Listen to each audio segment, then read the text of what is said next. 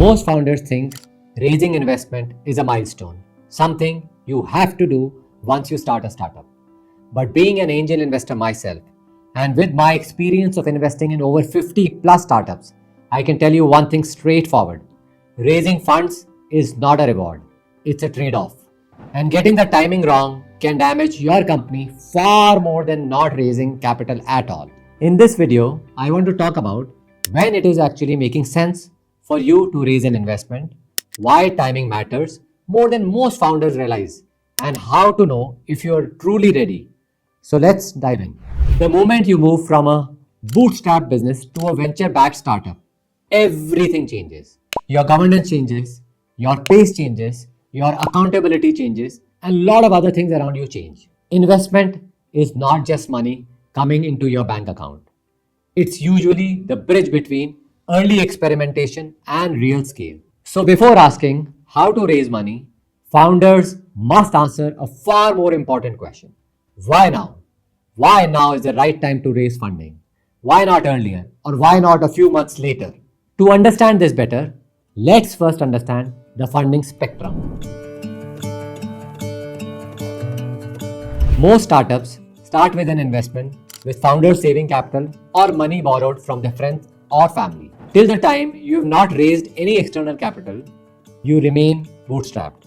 During this phase, you retain full control, full ownership, full flexibility. In fact, this is the time early in the startup where the whole journey is starting and you can do experimentation, trying to acquire customer, figuring out reputation, scaling business model, everything from pin to point, everything is yours.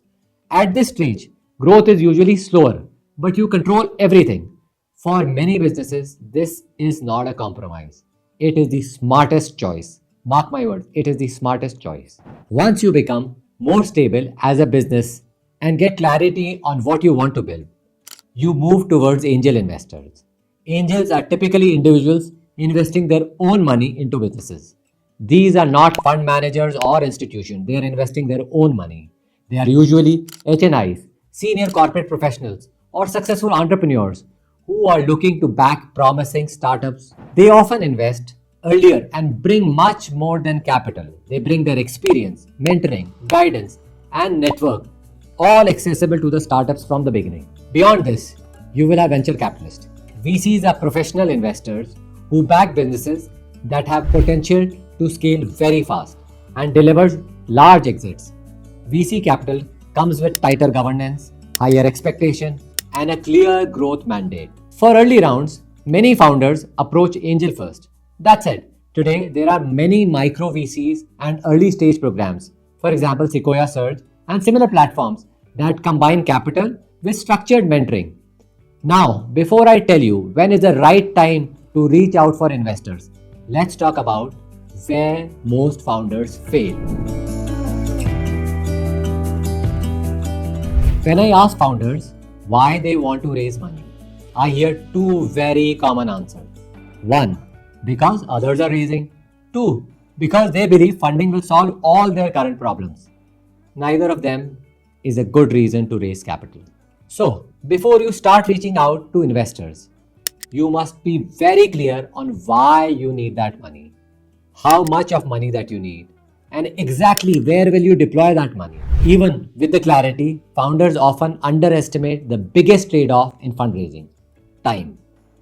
Raising angel capital typically takes time from 3 months up to 6 months. That's the time spent not on business, not on product, not on customers, not on execution, but only on raising capital. A lack of clarity combined with poor timing quietly damages many startups. So, the question remains, when should you reach out to investors?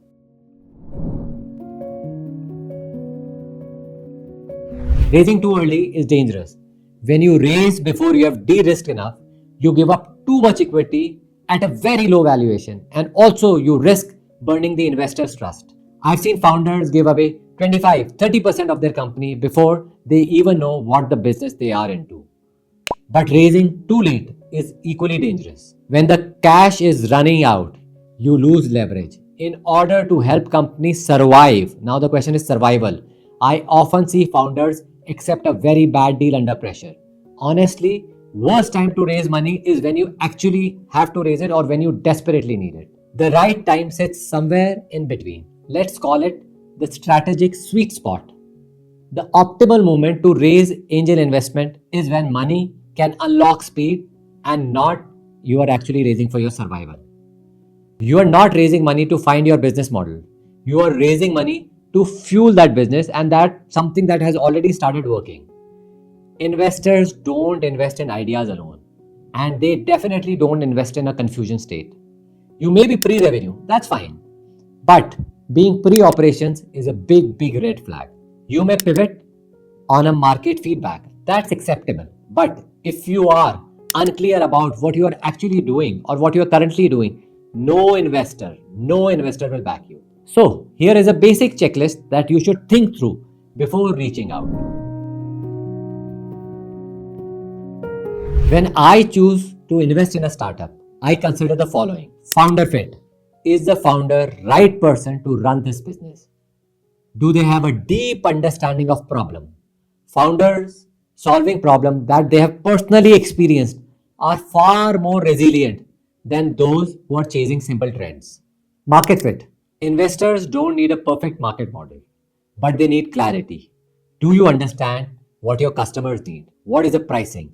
What is your business model? What is the competitive landscape? What is the environment around that you are working? Understanding all of this will help you find the right market fit. Next is validation. Traction doesn't always mean revenue. What matters is proof of demand. This could be pre-order, paid pilots, strong waitlist, customer testimonials, or anything that shows that people want what you're offering. People want what you're building. Traction reduces belief risk. As an investor, when I see traction, or for that matter, any investor, when they see traction, chances of investment goes very high. If you want to go deeper into how investors think, I've already made 2 videos from angel investors' point of view. Watching them as founders will give you clarity into how decisions are actually made by an investor. Angel investment is not a default step in startup's journey. You can remain bootstrapped and build a profitable business, or you can raise external capital. Both are valid strategic choices. For example, you can choose to be a Zerodha, bootstrap, super successful, or you can choose to be a Grow, which took multiple rounds of funding and now is a super profitable and super valued startup. Raise capital when you know what's working and you know exactly what money will unlock. You don't have to raise because everyone else around you is raising. You have to raise when you are ready for it. And if you think you're ready, then in the next video, I will tell you how to reach out to angel investors whenever you're ready and how to avoid common mistakes that people generally make when they're reaching out to investors. Make sure you subscribe so you don't miss it. If this helped, like the video, and if you have any questions related to your startup or fundraising, drop them in the comments. I will try to address them. See you in the next one.